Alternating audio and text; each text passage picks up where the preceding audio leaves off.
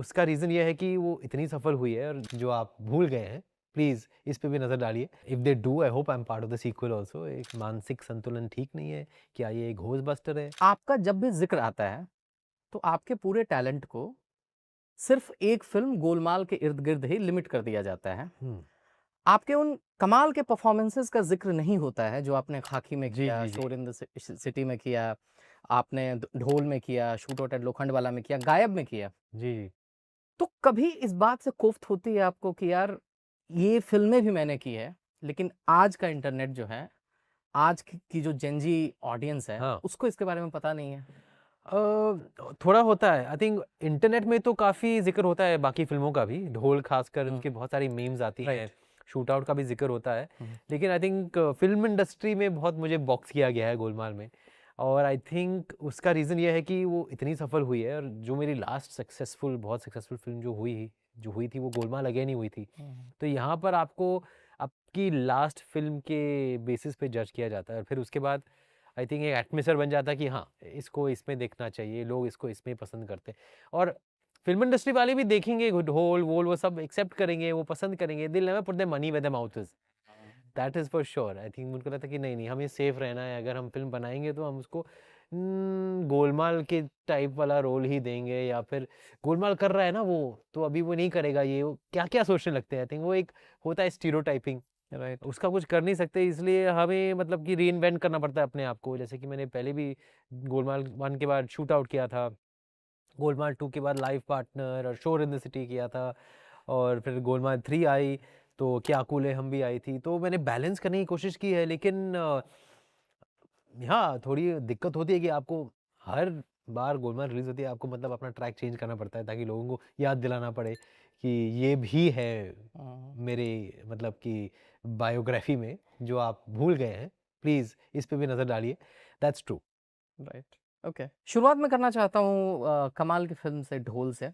ढोल जब हम लोग अभी बातचीत कर रहे हैं, एक कल्ट क्लासिक बन चुकी है हाँ, इट हैज़। और प्रियदर्शन सर के साथ आपने इसमें काम किया। Yes, yes.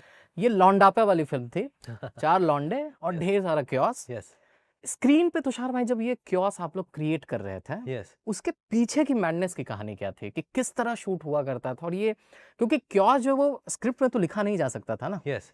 इसके बारे में बात कीजिए। वो प्लान नहीं हुआ था आई थिंक, और उस वक़्त जब ये फ़िल्म रिलीज़ भी हुई थी, तो इतनी सफल नहीं हुई थी। हुँ, हुँ। एवरेज प्लस, बी प्लस जो कहते हैं ना, वैसी टाइप की फ़िल्म थी, कमीशन अर्न टाइप की सक्सेस हुई थी। और हम लोग बस प्रियन सर को फ़ॉलो करते थे, हम नहीं ट्राई कर रहे थे। बिगिनिंग में तो हम लोग फर्स्ट सीन में आई थिंक सब मतलब महारथी बनने की कोशिश कर रहे थे कि हम थोड़ा सटल रहेंगे, थोड़ा मतलब कि एक क्लासिक कॉमेडी बना रहे हैं, ये वो। और प्रियन जी ने एक फटका दिया, मतलब not literally, but he said that चलो तुम लोग उतर जाओ अपने हवाई अड्डे से, and he just asked us to surrender hmm, and said that just do what I say. If it's not working, I will tell you. If I want one more, I will tell you. Just listen to me and do whatever I say. And हमने blindly उनको follow किया, और उन्होंने अपने school के हिसाब से, जो उनका स्कूल है फिल्म मेकिंग का, कॉमेडी बनाने की जो उनकी एक कला है, वो हमने बस फॉलो की, और I think the rest is history. पर ये फिल्म के लिए रेस्ट इज़ हिस्ट्री ही बोलना चाहिए, क्योंकि जो एवरेज फिल्म थी, वो समय के साथ सैटेलाइट चैनल पर, और अभी इंस्टा के आने के बाद इंस्टा रील्स बनने लगी हैं इसकी, तो there is a huge demand for a sequel, hmm, but I don't know why the producers are not making the sequel. Okay, okay. I hope कि सीक्वल जल्दी बने। ढोल का सबसे फ़ेवरेट मीम कौन-सा है आपका?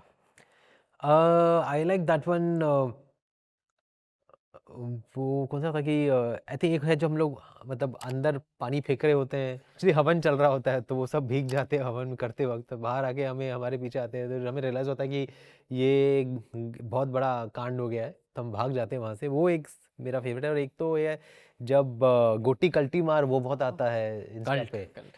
कि हम गाड़ी पुश करने की कोशिश करें, वो खाई से नीचे गिरा देते हैं गाड़ी को। दैट इज़ ऑल्सो, और उसमें आई थिंक ओम जी बैठे हुए होते हैं, कुछ ऐसा हाँ, होता है राइट, कि हाँ। गाड़ी खाई के नीचे चली जाती है। That is another meme that keeps coming, and then I say अरे गोटी कल्टी मार। तो those are memories. I think I had great time, Pune में शूट हुई थी, हुँ, और हुँ। बहुत ही मतलब टिपिकल स्मॉल टाउन एक वाइब है फ़िल्म की, and that came across on screen also very well. और ये लुक्खे जो है, वो हम लुक्खे ही लग रहे थे फ़िल्म ओके, में, हाँ, राइट। और उस ज़माने में तो हेयर स्टाइलिस्ट होते नहीं थे, 2006 में शूट हुई थी। So we were kept it very natural, and we just did. We had complete faith in Priyan sir, and he also he's very excited whenever he talks about this film. मुझे हमेशा उन्हें भेजी है reviews, जैसे cult classic कह रहे हो ना आप, तो he sends me these links where it's counted as one of the most underrated movies, etc. So it's a joy. But ये फिल्म प्लान नहीं हुई, ऐसी फिल्में प्लान नहीं होती, बन जाती है बस. तुषार भाई, आप जिक्र कर रहे हैं अंडररेटेड फिल्मों की. एक कमाल की कॉमेडी फिल्म है आपकी, जिसका जिक्र नहीं होता है. फिल्म का नाम है 1 2 3. यस, ये दो फिल्में हैं, ढोल and 1 2 3. Right. Directed by Ashwini धीर सर. बाद में जाके सन ऑफ सरदार बनाई, अतिथि तुम कब जाओगे बनाया, और टीवी पे भी उन्होंने बहुत काम किया था, ऑफिस और यस. अब मुझे याद आता है 2-3 सीन का मैं जिक्र करूंगा. आप वहां पे रहते हो, मनोज पावा सर आपको बोलते हैं कि तू भाई सन है, भाई सन.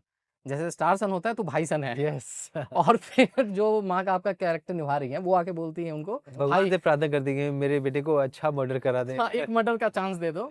और फिर एक आपका भी सीन है जहाँ पे आप मुरली शर्मा को जाके बोलते हो, इस लड़की को अब से परेशान मत करना वरना तेरी माँ बीप दूंगा, कि अबे बीपीए.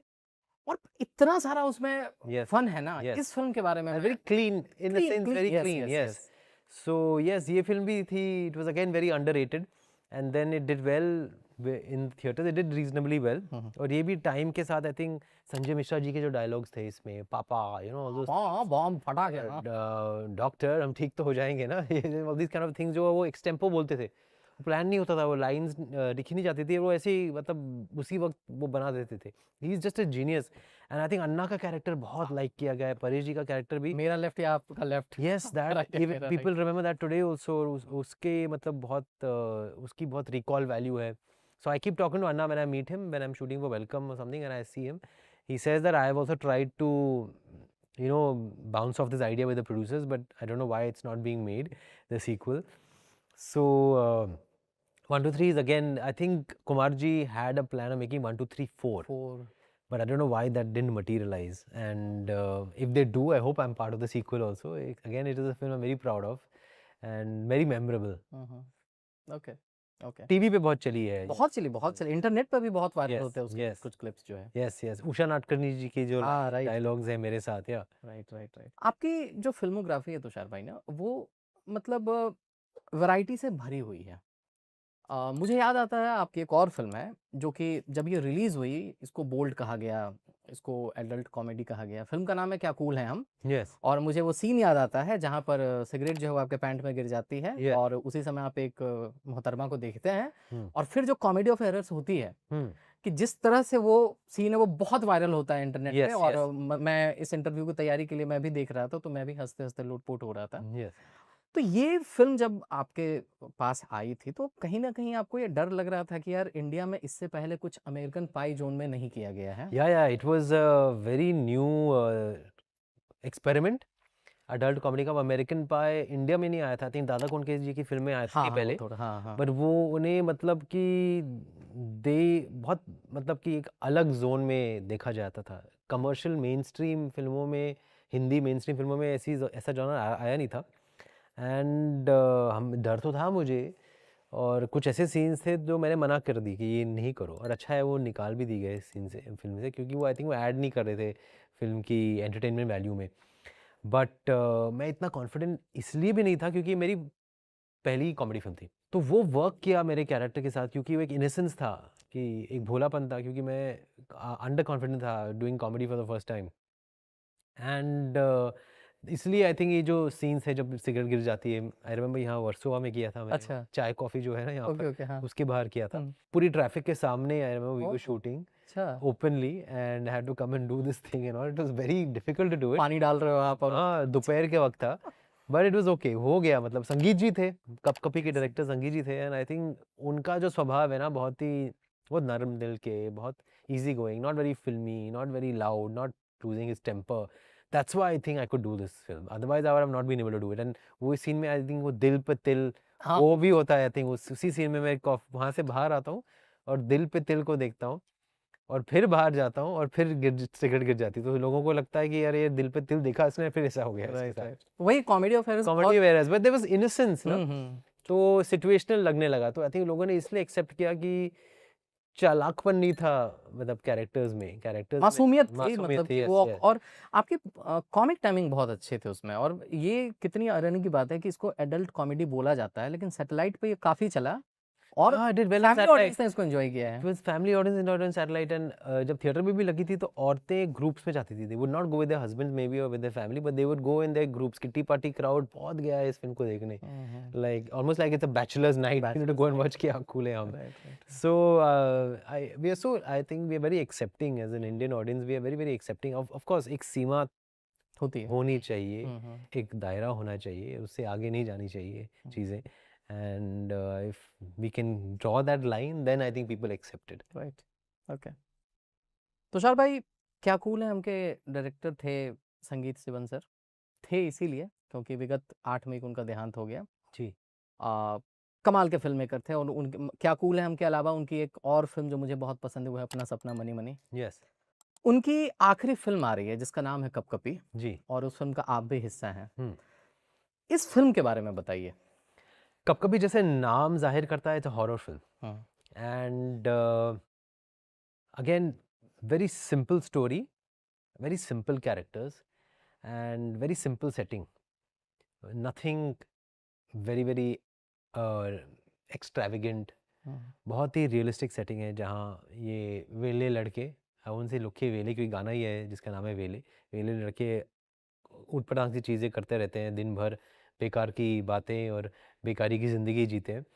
और फिर उन्हें एक आइडिया आता कि क्यों ना हम अ, दूसरी दुनिया को छेड़ने की कोशिश करें और कुछ सवालों के जवाब ढूँढने की कोशिश करें और हुँ। तब कैरम बोर्ड निकलता है और फिर उनका जो है कपकपी का दौर शुरू होता है। जब जैसे कि कैप्शन ने कहा है आत्मा जी दर्शन दो ना, तो दर्शन क्या देता है या देती है आत्मा जी, हुँ। वो आपको फ़िल्म में दिखाई देगा। और फिर मेरा कैरेक्टर क्या है? Again for me again it's a very clutter breaker of a role because ghostbuster जैसा कुछ बने आप इसमें? We are trying to build the intrigue on the character okay. कि वो घर पे ये पहले से है नहीं, ये आता है घर के अंदर। तो क्यों आता है ये घर के अंदर? क्या ये मानसिक संतुलन ठीक नहीं है? क्या ये घोस्टबस्टर है? क्या ये खुद पोजेस्ड है? हुँ। क्या ये भूत को जानता है? बट या ये खुद ही भूत है? Yes, but actually I am a relative of Shreyas character. Okay. इसका नाम कबीर है और वो किसी ट्रॉमा से गुजरा हुआ है, तो ये ब्रेक ले रहा है जैसे कि हॉलीडेज के लिए आया है इनके साथ रहने के लिए and then the mystery deepens. That's how you would look at it. Okay. Last तक रुके हो मतलब क्लिप आपको इंटरेस्टिंग लगी तो subscribe to digital commentary clips और फुल पॉडकास्ट तो इससे भी ज़्यादा इंटरेस्टिंग है जिसका लिंक आपको डिस्क्रिप्शन बॉक्स में मिल जाएगा।